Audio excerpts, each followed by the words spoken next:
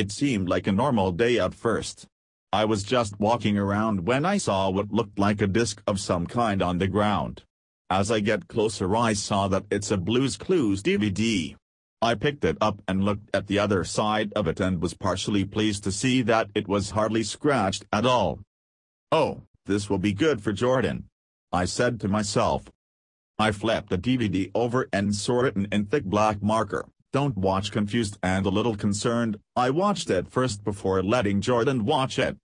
At first, it seemed like a normal Blue's Clues episode, then I thought it was weird when I saw that Steve, Blue's co-star of the show, was animated.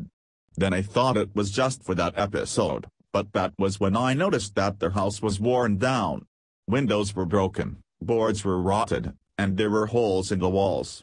Then Steve stuck his head out of one of the windows and said his signature opening line. "Hey out there. It's me, Steve. Have you seen Blue, my puppy?" Only he sounded more irritated rather than his usually cheery character is supposed to sound. It was then that Blue appeared from behind the bush in front of the house, and took off in a sprint toward the backyard rather than going to the front doggy door like she normally did. Steve then disappeared back inside of the house. The screen went to static for a moment and the only sound was the loud, insanely frightening shriek of a dog screaming out in pain. Thinking it was coming from outside, I kept watching. The screen exited the static and entered the next scene. Steve was wearing a black hoodie, black baggy jeans, and black combat boots. It was strange to see Steve dressed that way. And even though his hood was up, I could tell it was him, but I could also tell that something was wrong. An eerie chill crawled up my spine, and I was about to turn it off when a blood-curdling, fear-filled, high-pitched scream blasted through the stereo speakers. The pitch and the volume of it pounded in my ears. It hurt so much that I had to cover them. I thought that they might kill my hearing. It went on for what felt like hours. When it stopped I looked up to see a knife, covered in blood, clutched firmly in Steve's hand. I was confused for a moment, then I saw the brutally mutilated corpse of the blue-haired, carefree puppy lying lifeless on the floor, blood pooling around her body, her intestines spilling from her belly, the blood looking so real that I almost thought it was coming from the TV. It was then that Steve's brother Joe comes and sees the aftermath of the event that had just taken place. He screamed so loud that it seemed louder than the first. I covered my ears again but didn't take my eyes off the screen. Joe ran out the door in a terrified sprint, with Steve calmly walking after him. It made me think of something out of a slasher film. Joe ran for what seemed like 10 minutes, then finally came to rest behind a tree to catch his breath. There was no sound at this point, only the faint sound of Joe breathing. There was a snapping noise, like a twig breaking under the weight of someone's foot, behind him somewhere, and he physically stiffened in fear.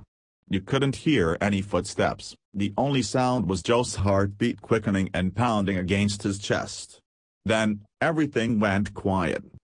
The camera view changed and it was as if I was watching through someone else's eyes. They were slowly approaching a tree. When they were directly behind it, the screen changed again, but not to static, it went black. Then all I heard was the sound of a blade piercing skin and a man screaming in intense pain. I knew immediately it was Steve attacking him.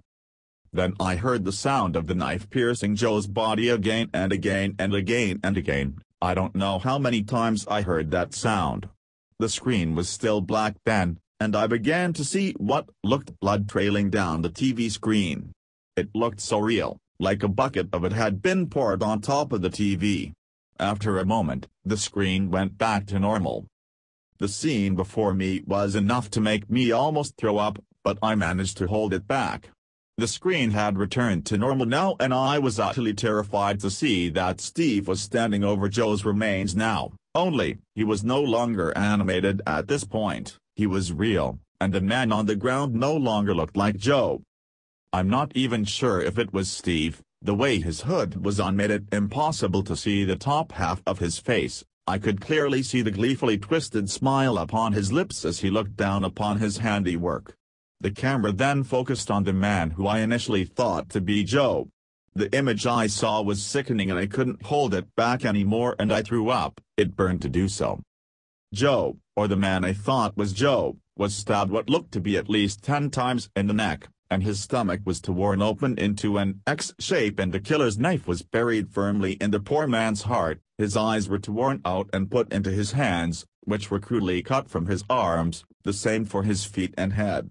The killer then pulled out the knife and ran at whoever was holding the camera, who, in turn, dropped the camera and I could see it tumbling toward the ground. Fortunately, it had landed facing away from the two people. All I could hear was the cameraman screaming in pain behind his terror-filled cries for help.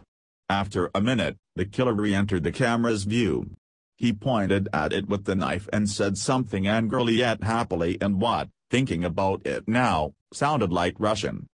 I haven't spoken of this night for years, and I have yet to figure out who left that DVD there.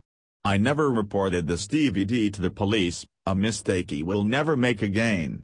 After watching it, I took it out of the DVD player and snapped it into 2 pieces so that nobody else will ever have to watch it. I still have nightmares about it every now and then. If I could go back in time and stop myself from picking up that disc I would. In fact, I would actually get rid of it right then and there. I have no information on the killer. I have looked up this kind of killing, but I can never find anything that matches this type of brutality. Nowhere.